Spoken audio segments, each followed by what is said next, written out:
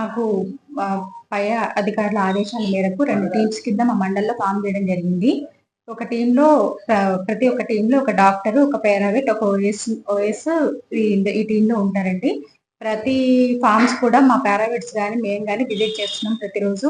ఎక్కువ మన దగ్గర వచ్చేసి లేయర్ ఫార్మ్ ఒకటి ఉంది అవంతిపురంలో. మిగతాయి బ్రాయిలర్ ఫార్మ్స్ ఉన్నా కానీ అక్కడున్న బర్డ్స్ అని తీసేసారు, ప్రెజెంట్ అయితే లేవు. మిగతా బ్యాక్ యార్డ్ పౌల్ట్రీ అయితే చిన్న చిన్నవి 100-200 కెపాసిటీతో ఉన్న బర్డ్స్ ఉన్నాయండి. అవన్నీ కూడా మేము నిన్న వెరిఫై చేయడం జరిగింది. అన్ని బర్డ్స్ కూడా హెల్తీగానే ఉన్నాయి. ఎటువంటి సింటమ్స్ కూడా ఫార్మర్స్ మనకేం నోటీస్ చేసి చెప్పలేదు. మేము కూడా వారికి దానివల్ల కలిగే ప్రాబ్లమ్స్ ఏవైతే ఉన్నాయో, వాళ్ళు తీసుకోవాల్సిన జాగ్రత్తలు ఏవైతే ఉన్నాయో వాళ్ళకి వివరించడం జరిగింది. ఈ వ్యాధి సోకిన బర్డ్స్ అయితే బయట పడవేయకుండా మట్టి తీసి, సున్నం వేసి, తర్వాత ఉప్పు, బ్లీచింగ్ పౌడర్ అన్ని వేసి పూడ్చిపెట్టమని వివరించాము. ఇంకా అటువంటి లక్షణాలు కనుక ఎక్కువ ఉండి ఎక్కువ శాతంలో మరణాలు సంభవిస్తే మాత్రం వెంటనే మా నోటీస్కి తీసుకురమని చెప్పాము. అయితే మన దగ్గర అయితే అటువంటి లక్షణాలు అయితే ఈ మధ్యకాలంలో కోళ్ళలో బర్డ్ ఫ్లూ అనేది బాగా విస్తరించి ఉంది. కాకపోతే మన యొక్క జిల్లాలో, మన ఏరియాలో అయితే ఇంతవరకు అయితే ఆ లక్షణాలు గల బర్డ్స్ అయితే చనిపోవడం జరగలేదు. అయితే మెయిన్గా ఏంటంటే ఈ యొక్క బర్డ్ ఫ్లూ అనేది మెయిన్గా H1N5 అనే ఒక స్ట్రెయిన్ వైరస్ ద్వారా మెయిన్గా వస్తుంది. దీనిని అరికట్టడము అంటే ఒకటి మెయిన్గా ఈ కోళ్ళ ఫారాలు మెయింటైన్ చేసే వాళ్ళు కానీ, లేకుంటే 100-200 కోళ్ళతో మెయింటైన్ చేసే వాళ్ళు కానీ, రైతు సోదరులకు చెప్పాల్సింది ఏంటంటే, వాళ్ళ షెడ్లోకి ఎవరైనా తెలియని పర్సన్స్ రానియకుండా ఉంచడం కానీ, లేకుంటే గుడ్ల కొరకు కానీ, ఫీడ్ తీసుకురావడం కానీ, గుడ్లు తీసుకెళ్ళటం కానీ, అలా షెడ్లోకి వచ్చే వెహికల్స్ కానీ, మనుషుల్ని కానీ ఎవరిని కూడా లోనకి ఎంటర్ కాకుండా చూసుకోవటము, వీళ్ళు వేరే షెడ్లోకి వెళ్ళటం కానీ చేసుకోకుండా ఉండాలి ఒకటి.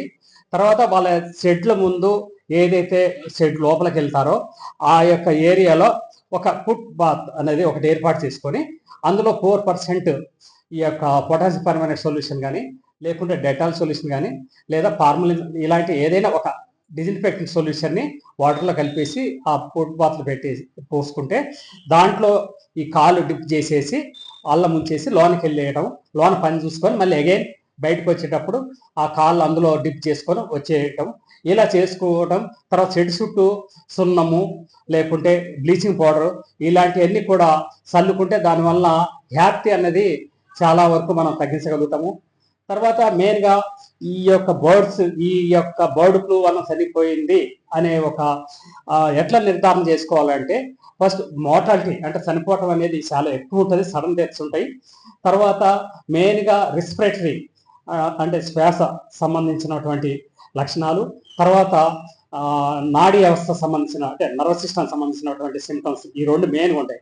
అంటే ఒకటి కాఫ్, దగ్గు కానీ, తర్వాత ముక్కులో ఎంట నీరు గారటము, తర్వాత కళ్ళు, తలకాయ వాయటము, వాటిపైన బాటిల్స్ అంటారు పైన కోమ్ కానీ, ఇవన్నీ కూడా బ్లాకిష్ అవ్వటము, వాయటము, కళ్ళెమ్మటి నీళ్ళు గారటం, ముక్కెమ్మటి నీళ్ళు గారటము, టెంపరేచర్ ఉంటుంది.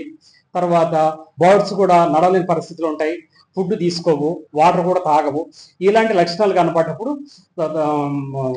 ఈ యొక్క ఫార్మర్స్ అబ్జర్వ్ చేసేసి దగ్గరలో ఉన్నటువంటి పశు వైద్యులను సంప్రదించేసి దానికి తగిన చికిత్స చేయించుకోవాలి. తర్వాత చికిత్స కన్నా ముందు కూడా ఈ యొక్క prevention is better than cure అన్నట్టు మనం ప్రివెంటివ్ మెజర్స్ మెయిన్గా ఫాలో చేస్తూ ఈ రకంగా మన షెడ్ని మెయింటైన్ చేసుకుంటే మాత్రం మన యొక్క షెడ్లోకి ఈ యొక్క రోగం అనేది రాకుండా ఉంటుంది. ఈ మన షెడ్లో ఒకవేళ సపోజ్ వస్తే కూడా ఈ వేరే షెడ్లోకి పోకుండా మనం చాలా జాగ్రత్త తీసుకుంటూ ఇక్కడ తిరిగిన మనుషులు కానీ, ఇక్కడికి వచ్చిన వెహికల్స్ కానీ వేరే షెడ్కి వెళ్లకుండా ఉండాలి.